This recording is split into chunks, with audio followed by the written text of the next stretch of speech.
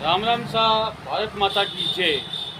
आज हम आए हैं अग्रवाल मोहल्ला में माजी शाह टेलर पर। उनके ओनर है श्री राहुल जी पवार साहब। उनसे चर्चा करेंगे कि इस बार बीजेपी से चेयरमैन कौन बनेंगे, सभापति कौन बनेंगे और कांग्रेस के सभापति कौन बनेंगे। तो राहुल जी, आप बड़े ही अच्छे राजनीति में प्रचार करने जाने आते हो, तो आप ये बताइए कि इस बार कांग्रेस में सभापति के दावेदार कौन है। नमस्कार नंदन जी। नमस्कार नमस्कार। हम इतने बड़े तो कोई कार्यकर्ता किसी पार्टी के है नहीं। जी जी सामान्य से बाड़मेर शहर के एक नागरिक है। जी जी हम आपको सिर्फ इतना बताना चाहते हैं कि भी आप हमारी दुकान पे ये हमारे लिए बहुत गर्व की बात है। धन्यवाद आपका। जी और आप जो राजनीति अभी जो उठापटक चल रही है उसके बारे में आप जो हमसे जानकारी लेने के लिए आप आए हो, उसके लिए मैं ये कहना चाहता हूँ कि भाई बाड़मेर से आप जो बीजेपी के दावेदार बता रहे आप कह रहे हो कि अभी कौन होगा सभापति। मेरी इतनी उम्र तो नहीं है, पर मैं मेरे अनुभव से अभी ये कह सकता हूँ कि बाड़मेर में बीजेपी के चेयरमैन के दावेदार जी जी सर्वप्रथम गंगा विशन जी अग्रवाल साहब है। जी जी और दूसरे नंबर पर दिलीप जी पालीवाल साहब है। जी जी और तीसरे नंबर पर कोटड़िया साहब है।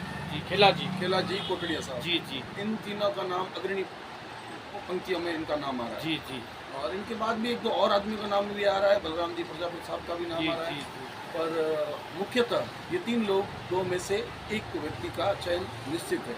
बीजेपी का अगर बोर्ड बनता है बाड़मेर में तो चलो, आपका कहना है कि अगर बीजेपी का बोर्ड बनेगा तो इनमें से गंगा विशन जी अग्रवाल साहब और खेला जी कोटड़िया साहब, दिलीप जी पालीवाल साहब और बलराम प्रजापत साहब, इनका आप कह रहे हो कि बीजेपी का बोर्ड बनेगा तो इनमें से कोई सभापति बनेंगे। तो ठीक है, तो आप ये भी बताओ कि कांग्रेस में कौन दावेदारी रख रहे हैं कि सभापति की। कांग्रेस में अभी आपसी फूट चल रही है। जी जी सबसे बड़ी अभी कांग्रेस में ये प्रॉब्लम है कि गुटबाजी के चक्कर में शायद ये अपना बोर्ड गंवा बैठेंगे। जी ये जी मैं पर्सनली मैं मेरे अनुभव से बता रहा हूँ। नहीं नहीं, मैंने भी मार्केट में इसका किया, जो विश्लेषण किया, इसमें मुझे भी लगा कि इस बार कांग्रेस में गुटबाजी चल रही है। पर मुझे इतना ऐसा विश्वास है कि मेवाराम जी सोच समझकर फैसला लेंगे और जो हाईकमान है कांग्रेस की जी, वो जी। सबका सामंजस्य बिठाकर दोनों को एक दाजम पर ले आएगी। जी, इसका जी। मुझे पूर्ण विश्वास है।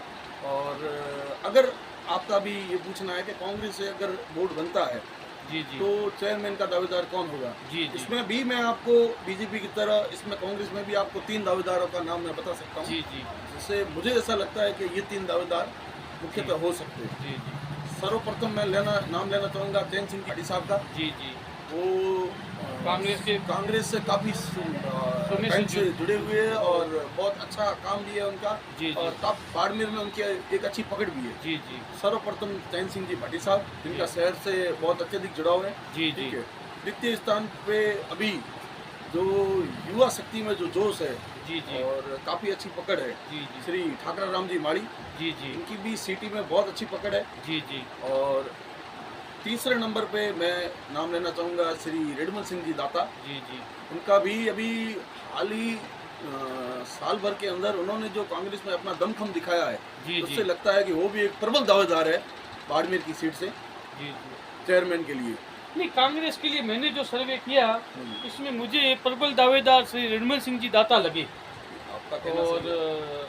जैसे वार्ड संख्या 1 है, वार्ड संख्या 54 है, वार्ड संख्या 52 है, इनमें जो मैंने अभी परिचय किया, सुनो, उसमें सब यही बता रहे हैं कि कांग्रेस अगर बोर्ड बनेगा तो निर्मल सिंह दाता ही बनेंगे, ये उनका कहना है।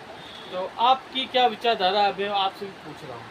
मैं ये कहना चाहता हूँ कि भाई 5-10 वार्डों को आप देखकर किसी एक को चेयरमैन नहीं बना सकते। जी, आपको 55 वार्डों का विश्लेषण करके फिर आपको चेयरमैन की दावेदारी की बात आप कर सकते हो कि भाई वो बन सकते हो। वो खुद तो कहेंगे, जी जी और भी ऐसे लोग होंगे जो कहेंगे कि मैं भी दावेदार हूँ। जी। पर कहने से कोई दावेदार नहीं होता है।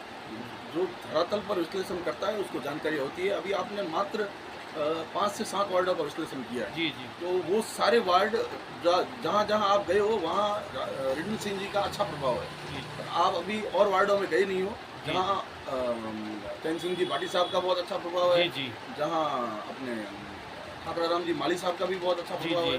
वहाँ आप जाओगे तब पता चलेगा। जी। और कांग्रेस अगर अपने अंदर के कलह को अगर निपटा कर एक जाजम पर आती है तो ही कांग्रेस वोट बना सकती है, अन्यथा कांग्रेस इस बार वोट नहीं बना सकती। राम राम, जय भारत, राम राम।